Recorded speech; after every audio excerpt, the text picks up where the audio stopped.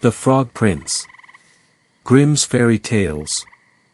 One fine evening a young princess put on her bonnet and clogs, and went out to take a walk by herself in a wood, and when she came to a cool spring of water, that rose in the midst of it, she sat herself down to rest a while.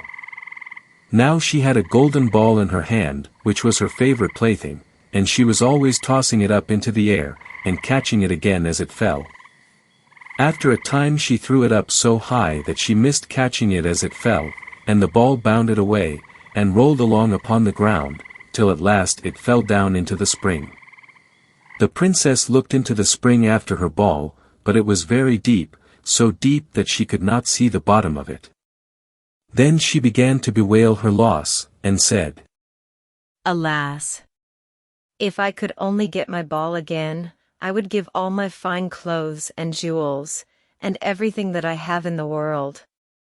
Whilst she was speaking, a frog put its head out of the water, and said, "Princess, why do you weep so bitterly?" "Alas!" said she. "What can you do for me, you nasty frog? My golden ball has fallen into the spring." The frog said, "I want not your pearls, and jewels, and fine clothes, but if you will love me, and let me live with you and eat from off your golden plate, and sleep upon your bed, I will bring you your ball again." "What nonsense!" thought the princess. "This silly frog is talking. He can never even get out of the spring to visit me, though he may be able to get my ball for me, and therefore I will tell him he shall have what he asks." So she said to the frog, "Well, if you will bring me my ball, I will do all you ask." Then the frog put his head down, and dived deep under the water, and after a little while he came up again, with the ball in his mouth, and threw it on the edge of the spring.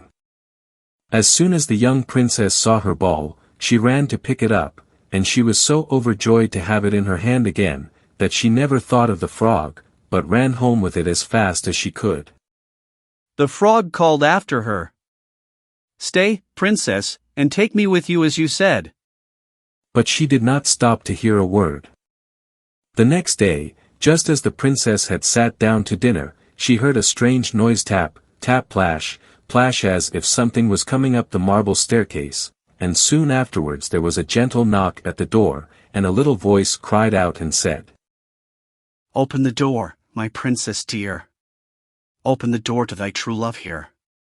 And mind the words that thou and I said. By the fountain cool, in the greenwood shade."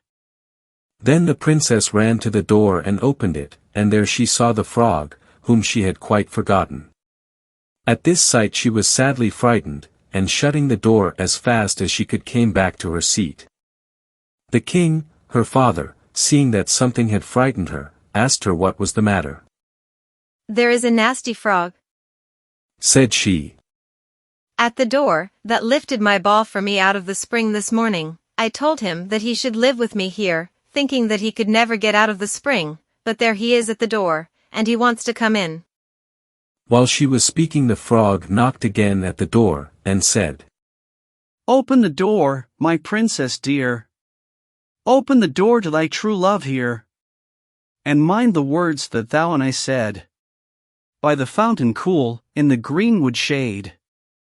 Then the king said to the young princess, "As you have given your word, you must keep it, so go and let him in." She did so, and the frog hopped into the room, and then straight on, tap, tap, plash, plash, from the bottom of the room to the top, till he came up close to the table where the princess sat. "Pray lift me upon chair," said he to the princess, "and let me sit next to you." As soon as she had done this, the frog said, "Put your plate nearer to me, that I may eat out of it." This she did, and when he had eaten as much as he could, he said, "Now I am tired, carry me upstairs, and put me into your bed." And the princess, though very unwilling, took him up in her hand, and put him upon the pillow of her own bed, where he slept all night long. As soon as it was light he jumped up, hopped downstairs, and went out of the house. "Now, then," thought the princess, "at last he is gone, and I shall be troubled with him no more." but she was mistaken, for when night came again she heard the same tapping at the door, and the frog came once more, and said, "Open the door, my princess dear! Open the door to thy true love here!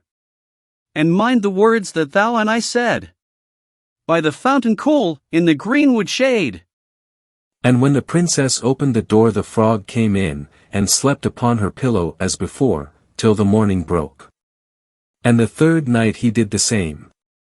But when the princess awoke on the following morning she was astonished to see, instead of the frog, a handsome prince, gazing on her with the most beautiful eyes she had ever seen, and standing at the head of her bed.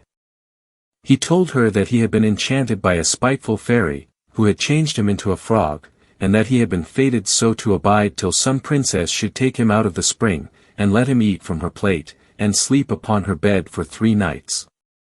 "You," said the prince, "have broken his cruel charm, and now I have nothing to wish for but that you should go with me into my father's kingdom, where I will marry you, and love you as long as you live." The young princess, you may be sure, was not long in saying yes to all this, and as they spoke a gay coach drove up, with 8 beautiful horses, decked with plumes of feathers and a golden harness. And behind the coach rode the prince's servant, faithful Heinrich, who had bewailed the misfortunes of his dear master during his enchantment so long and so bitterly, that his heart had well nigh burst. They then took leave of the king, and got into the coach with 8 horses, and all set out, full of joy and merriment, for the prince's kingdom, which they reached safely, and there they lived happily a great many years. The end. Thanks for watching and see you next time.